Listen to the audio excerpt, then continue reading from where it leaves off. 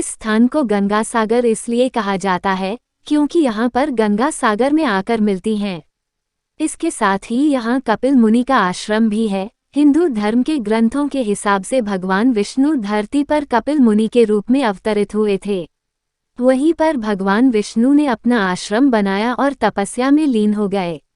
इसी दौरान मृत्युलोक में राजा सागर अपने कामों की वजह से सर्वाधिक पुण्य प्राप्त कर रहे थे, जिसके कारण देवताओं के राजा इंद्र को स्वर्ग की गद्दी उनसे छीनने का भय सताने लगा। इस खतरे को टालने के लिए देवव्रत इंद्र ने एक चाल चली। उन्होंने राजा सागर के बलि में चढ़ाए जाने वाला अश्व चुराकर कपिल मुनि के आश्रम के पास छोड़ दिया।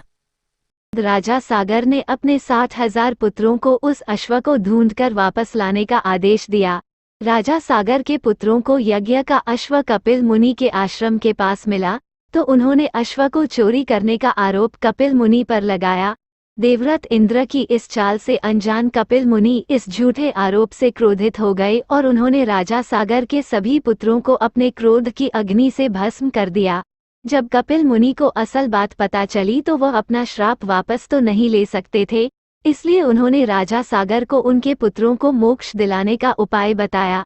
कपिल मुनि ने कहा कि यदि माता गंगा धरती पर जल के रूप में उतरकर आपके पुत्रों की अस्थियों को स्पर्श करती हैं तो उन्हें मोक्ष की प्राप्ति होगी। राजा सागर के पुत्रों को मोक्ष दिलाने के लिए राजा सागर के वंशज राजा भागीरथ ने घोर तपस्या की ताकि मां गंगा धरती पर आए।